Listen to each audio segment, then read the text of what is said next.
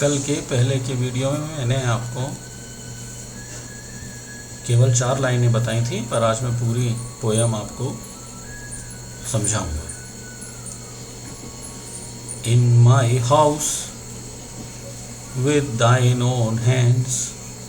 House का मतलब यहाँ पर है हृदय। कवि रविंद्रनाथ टैगोर साहब ईश्वर से प्रार्थना करते हैं कि हे ईश्वर, तू मेरे हृदय में आ और अपने स्वयं के हाथों से स्नेह का, प्यार का, ज्ञान का दीपक जलाइए। Thy transmuting lamp entrancing wondrous are its rays। यह जो दिया आप जलाएंगे भगवान, हे ईश्वर, इसकी 2 क्वालिटीज उन्होंने बताई हैं। पहली ट्रांसम्यूटिंग मतलब ट्रांसफॉर्मिंग, चेंजेस लाने वाला। और इस लैंप की दूसरी क्वालिटी क्या है? इंट्रेंसिंग, वशीभूत कर लेने वाला। और इस दीपक से जो रेज निकलेंगी, रेज का मतलब होता है किरणें। इट्स किसके लिए आया? लैंप के लिए। आर मतलब हैं। इस लैंप की किरणें कैसी हैं? वंडरस हैं। वंडरस माने वंडरफुल है, वंडरफुल माने अद्भुत है। हे ईश्वर, तू मेरे हृदय में प्रवेश कर, तू मेरे हृदय में अपीयर हो जा, प्रकट हो जा और अपने स्नेह का, ज्ञान का, प्रकाश का दीपक जला। यह दीपक क्या करेगा? मेरे अंदर ट्रांसफॉर्मेशन लाएगा, बदलाव लाएगा, चेंजेस लाएगा। जो मेरे अंदर बुराइयां हैं वो दूर कर देगा, मेरे विकार दूर कर देगा, मेरे विचारों में शुद्धता पैदा करेगा। और यह दीपक कैसा होगा? यह एंट्रेंसिंग होगा, वशीभूत कर लेगा। मेरे हृदय में तेरा स्थायी निवास होगा ईश्वर। मैं इस संसार में बुराइयों में, गलतियों में, गलत दिशाओं में मैं नहीं भटकूंगा। मुझे भटकने से बचा लेगा और इसकी किरणें इतनी अद्भुत होंगी कि मेरा चरित्र, मेरा आचरण पूरी तरह से बदल जाएगा, शानदार हो जाएगा, सुंदर हो जाएगा। Change my darkness to thy light, Lord, change my darkness to thy light। हे ईश्वर, जब तेरे प्रेम का, तेरे स्नेह का, तेरी कृपा का दीपक मेरे हृदय में जलेगा तो मेरे हृदय का सारा विष, मेरे हृदय का सारा अंधकार, मेरे हृदय का सारा घमंड चकनाचूर हो जाएगा, दूर दूर हो जाएगा। मैं सहृदय हो जाऊंगा, मैं सरल हो जाऊंगा, मैं सहज हो जाऊंगा। And my evil into good। evil मतलब वाइसेस और गुड का मतलब वर्च्यूज। मेरे सारे अवगुण, मेरे सारे दुर्गुण, मेरे सारे दोष अच्छाइयों में बदल जाएंगे, दुर्गुण चले जाएंगे और मेरे अंदर सद्गुणों का प्राकट्य होगा, उद्भव होगा। मेरी बुराइयां चली जाएंगी और मेरे अंदर अच्छे विचार, शुभ विचार प्रकट हो जाएंगे। विचारों से, शुभ विचारों की वजह से मेरा आचरण भी बदल जाएगा, मेरे अच्छा आचरण भी हो जाएगा। Touch me but once and I will change all my clay into thy gold। मुझे एक बार स्पर्श कर लो, मुझे एक बार छू लो और मैं चेंज हो जाऊंगा। ये चेंज यहाँ आया, पहले क्या आया? ट्रांसम्यूटिंग। अभी क्या आया? चेंज। इसका और इसका मतलब एक होता है, ये और ये पर्यायवाची हैं। Transmuting, change all my clay into Dai gold. ये जो मेरा शरीर है इसकी अभी क्या कीमत है? कोई कीमत नहीं है। ये मिट्टी का बना हुआ है, मिट्टी में मिल जाएगा, क्ले माने मिट्टी। लेकिन आपके स्पर्श से, आपकी कृपा से, आपके आशीर्वाद से यह मेरी मिट्टी का शरीर भी गोल्ड के समान प्रेशस हो जाएगा, बहुमूल्य हो जाएगा। मैं अनमोल हो जाऊंगा। अभी तक मेरी कोई कीमत नहीं है संसार में, मैं व्यर्थ का जीवन जी रहा हूं, लेकिन तेरे एक बार स्पर्श कर देने से मैं बहुमूल्य हो जाऊंगा, मैं अनमोल हो जाऊंगा, मेरी कीमत इस संसार में बढ़ जाएगी। इसलिए हे ईश्वर, मैं अभी तक तो कुछ न कर पाया, लेकिन अब मुझे तेरी कृपा की दरकार है। Oh God, oh my Lord, please come to me and appear in my heart because I need you, I seek you, I need you, I need your assistance, I need your guidance, I need you as my guardian. Touch me but once and I will change all my clay into thy gold। clay माने मिट्टी, gold माने सोना। all the sense lamps that I did light suited into worries।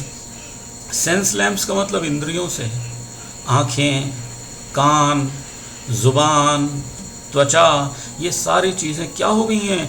Worries suited into worry, चिंताओं ने इन्हें ढक लिया है, थक चुकी हैं, अंधी हो गई हैं। चिंताओं ने इनकी शक्ति को, इनकी क्षमताओं को सूटेड कर दिया है, कार्बोनेटेड कर दिया है, डार्क कर दिया है। और यह सारी इंद्रियां जो शरीर के हिस्से हैं, यह अब अपना काम भी भली भांति नहीं कर पा रही हैं। मेरा सारा जीवन गुजर गया, बेकार हो गया, मैं अपनी कोई कीमत भी ना बना पाया।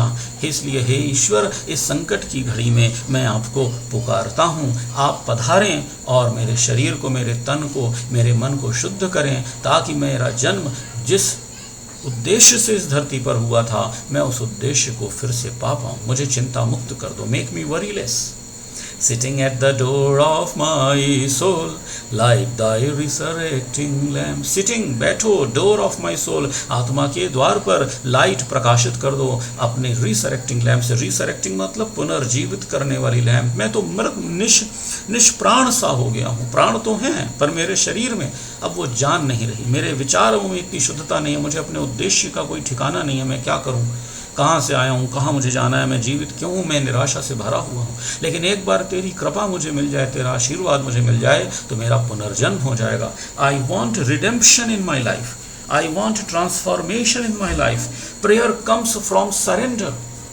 If there is no surrender, there cannot be prayer coming directly from the bottom of your heart. If prayer comes, prayer appears from the bottom of your heart, it reaches God. Prayer is a medium that connects you to God. Prayer is not a lip service, rather it is a heart service. It emanates from heart, it springs from heart. It is a beautiful form of emotional energy. It is an aesthetic manifestation of emotions. In a way, prayer is a wordy embodiment of emotions. A prayer is born only when a reciter of prayer is true to his self. He truly surrenders himself to God with no holds barred. Here in this prayer, a poet demands lamp of God's love. He does not wish for money or power, but he wants his love. He wants his love unconditionally, because he knows that once his lamp is lighted in his heart, all his plight will be gone.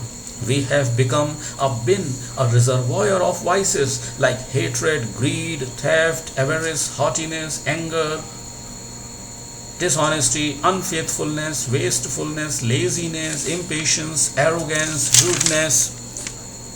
We need self-discipline, compassion, responsibility, friendship, courage, honesty, loyalty, perseverance, faith. Light the lamp of virtues.